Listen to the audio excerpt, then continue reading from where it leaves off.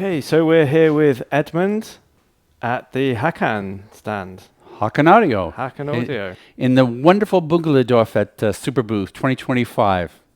In our normal place that we always show up here. We love it because we can get isolated and only hear the distant 120 BPM.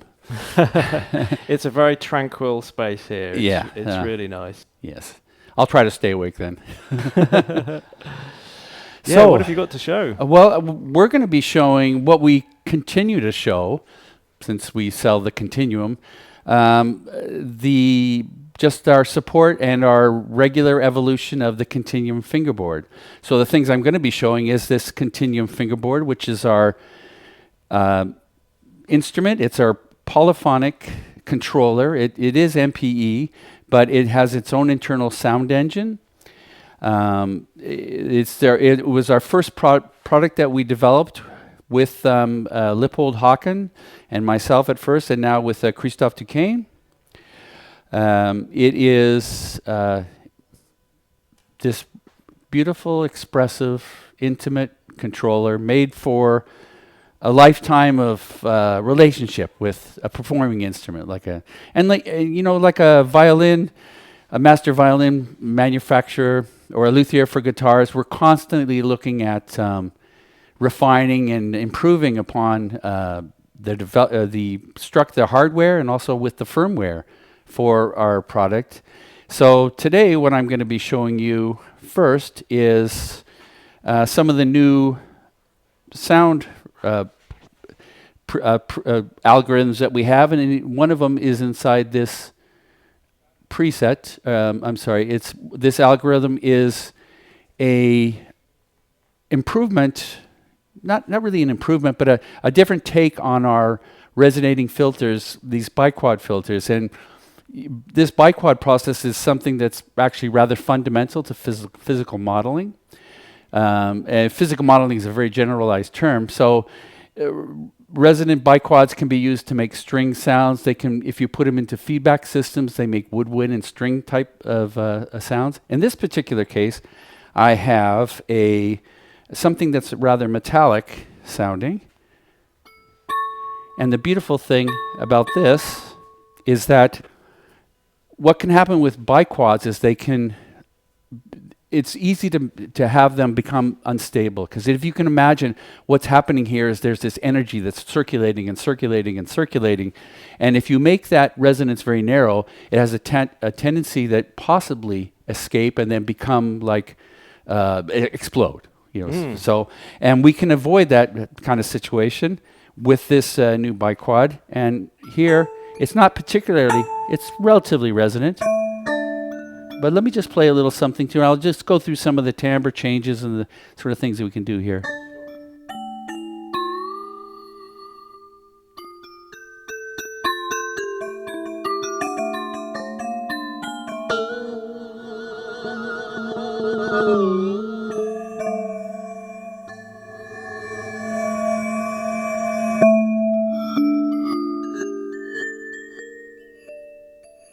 So I can make that less resonant.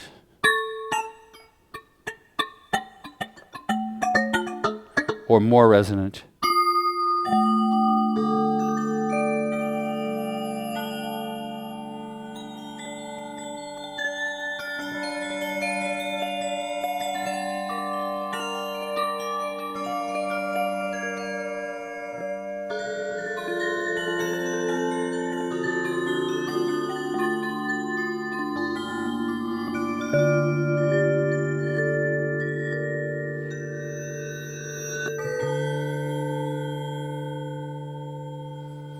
And what you're looking at over here on my left-hand side is the pitch mechanism we have. So as you drift to the left, it's going to go flat.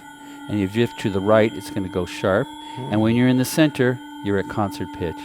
So as you play multiple notes, you can readjust your tuning and get all those to line up.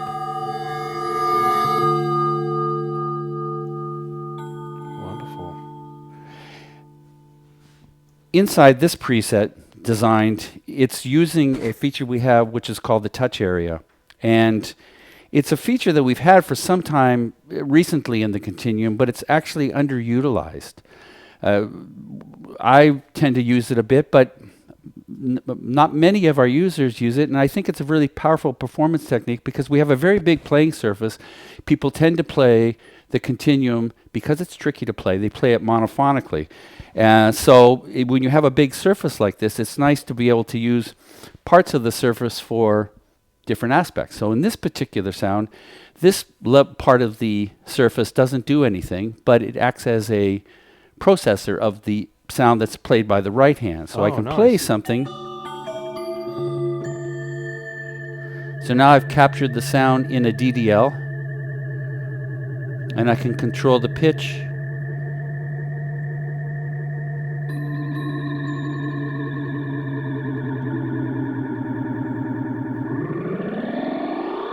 And when we get up into here, as long as I don't let go of this finger, it's still part of the touch area, even though I'm out of the touch area, and it gets into car plus strong area here. And you get these wonderful effects like this.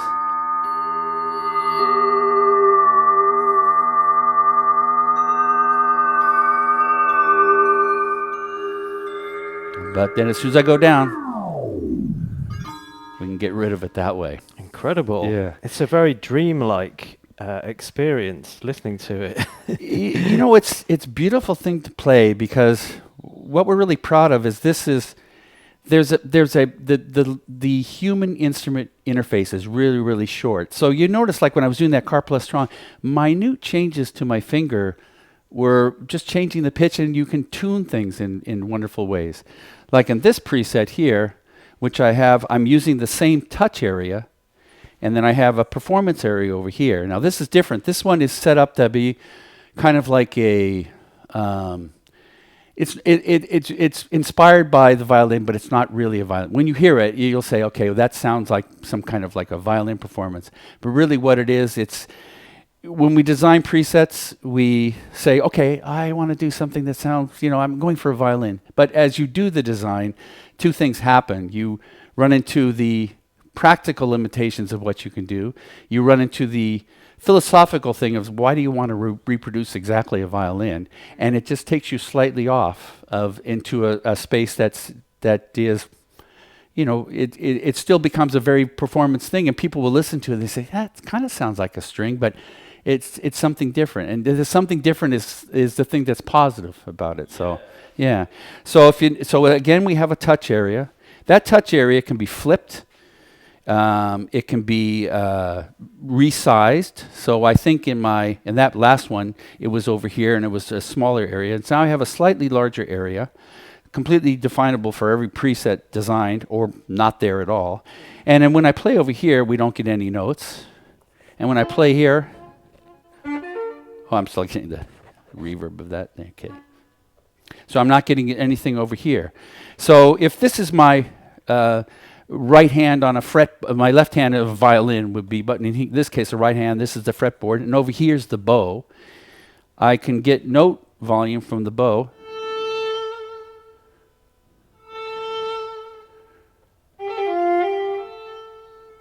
And change timbre as I move up into the touch area.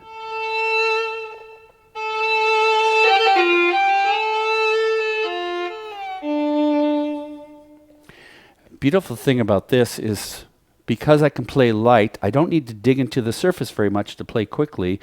If I don't dig into the surface, normally it would be a quieter thing, but now because I have all my volume and timbre controlled from my left hand, I can play lightly but get louder and softer while playing very fast here.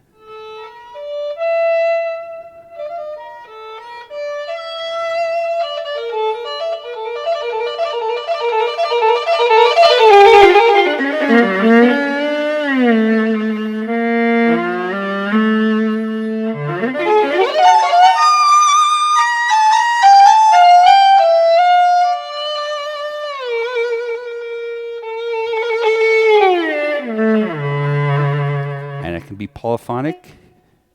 And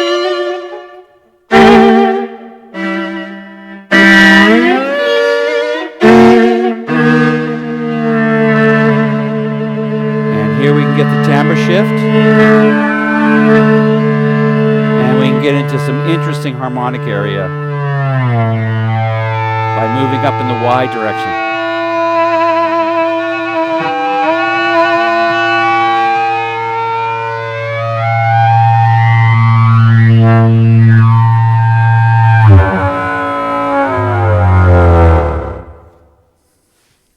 amazing. There you go. So cinematic, isn't it? We do have film composers using this quite a bit. Yeah, I can imagine. Yeah. You know, the beautiful thing about this, it can be used. You can spend your lifetime learning it because it's all, you know, it's like playing a fretless instrument. Like, boy, you really have to use your ear quite a bit. But it can be used for things like, you know, just winds, like controlling. I'll just show you really quickly. I didn't want to dive too much into this, but you mentioned cinematic, so something like this, which is just filtered noise. But if you're watching picture.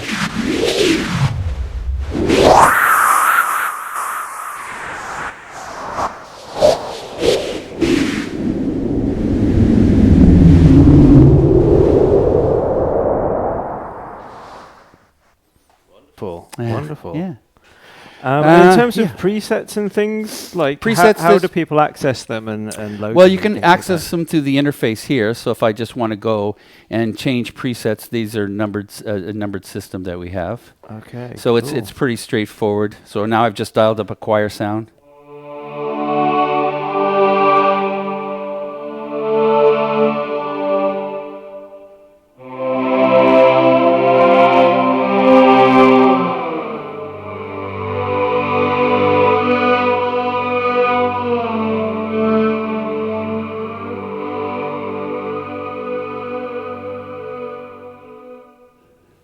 And the presets is roughly, how many is it, Chris? 600 or so?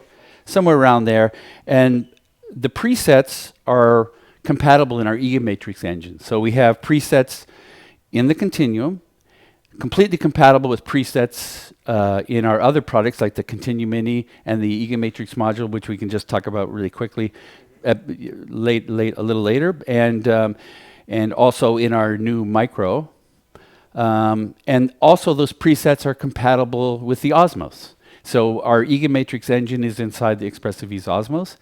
But what we find is that there's a real intimate relationship between the control surface and the sound engine.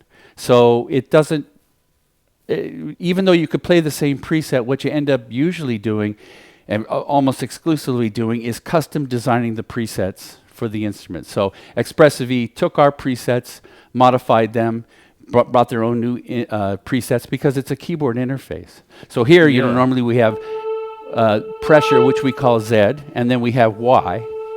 And so we have a separation between Y and Z, but on the Osmos keyboard, for instance, when you press the note down to the bottom, you get Z, and then the aftertouch is the Y. So it's been remapped into an aftertouch area. Yeah, so it's a different experience, but it's the same sort of thing, and the Osmos is so wonderfully expressive that it can take advantage of the programmability and the wonderful things in the EaganMatrix. Now, people with the EaganMatrix, a comment you get, well, it's so complicated to program.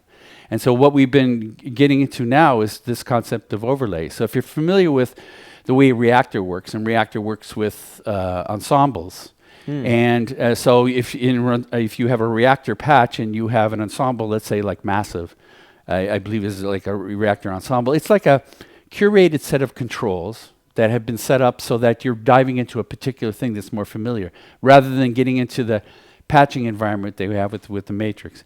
So we have that set up. We have this system called overlays. So overlays are essentially these experiences where we curate all the presets, and we have, in this case, it's a simple, relatively simple FM synthesizer. And we have a preset library, controls for the rounding and the sustain pedals. We have a modulation and carrier oscillator that are mixed through amplitude here. We have a control for that relationship and also for other parameters mapped in there with a LFO, or we call a shape generator. And then it goes into a master section, which you can run into a convolution body, a recirculator, which can give you delay and reverb echo type effects, and finally to a master section with a tilt EQ and a compressor, and optionally a 10H module, a saturation module. Great, yeah. Yeah. So, and it has its own library. So these overlays, we're going to develop them. We're developing them. We have third-party people that are helping us. Some of our users are developing overlays. This one here, So as long as I have that, I'm sorry, just find that. So as long as I have that preset loaded within the EaganMatrix, now I'm controlling, again, went through the windows there, there we go. Now we're just controlling here. So you can see all the parameters changing on the screen from the preset library. And for instance, this one is controlling the tone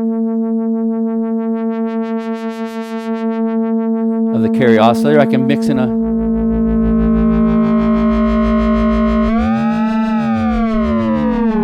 so it's rather pretty familiar. Depth of the mod oscillator, frequency control. I can control the release parameter of it. And I can also add in the convolution body.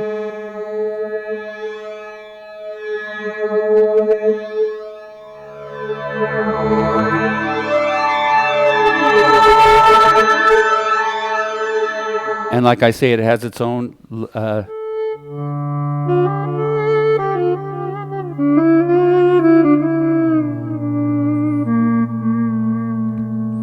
or things like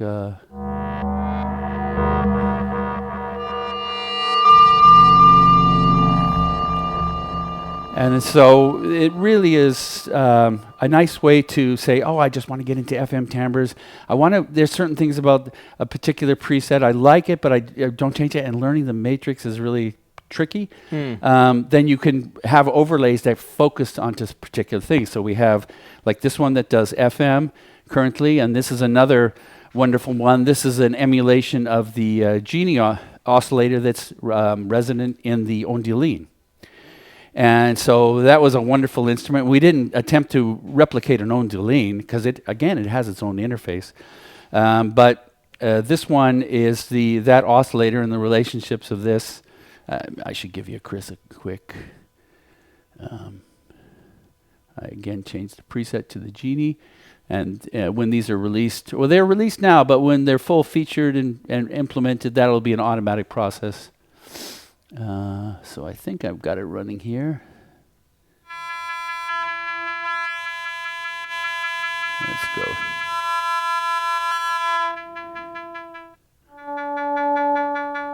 Frequency, bandwidth.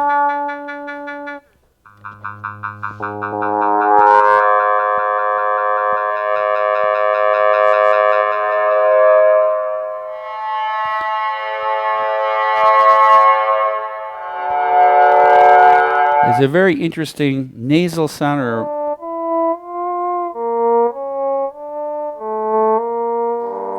The Genie oscillator is very good at creating kind of like double reed timbres especially, but it can be used for all sorts of things. Yeah. And we're just going to keep going there. We have overlays in mind. One in particular that I want to develop is one for our CVC. So, and to get into the modular world. So we have the Continuum, which can be hooked up, and we have it currently connected to this particular CVC right here. So as you see that light changing, this is a 4-voice sound as it bounces back and forth. And for every single voice, we have 4 possible. We have gate. It can be all sorts of things. It's programmable. Normally, it's gate, pitch, the Y direction, and the Z direction. But we can remap those completely. And you can do that in the EaganMatrix. And we have presets built into the EaganMatrix. So you can have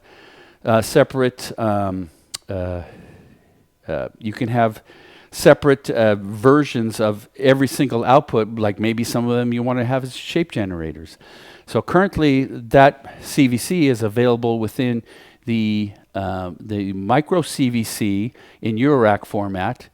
That's made by a third-party company called Evaton, and that one is currently connected up to this Continuum Mini, and you can see the Continuum Mini. The Continuum Mini. Its CVC output is controlling the pitch of another EaganMatrix module, and you can see it moving there. I'm actually listening to the Continuum Mini, but I can listen. I'm actually listening to this module, and in the Eurorack format, we can feed this out into another EaganMatrix module that's acting as an ambience controller, which then again can be controlled.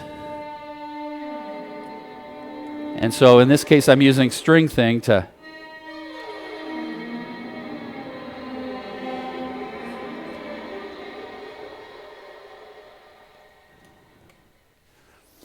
what a unique interface. Yeah. What's the string thing? Just explain. This is Nervous Squirrel. Here. This is X, Y, Z or Z controller that you can pull. Actually, better pan back.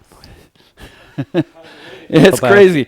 Yeah, so this man for Eurorack, this is like if you want to perform, you got to be able to, do this and create things and yeah. That's incredible. Yeah, wow. That's a lovely thing. Yeah, and these are lovely too. Those the Bela Gliss controllers. I don't know if the banjo is a lovely thing. That's a controversial.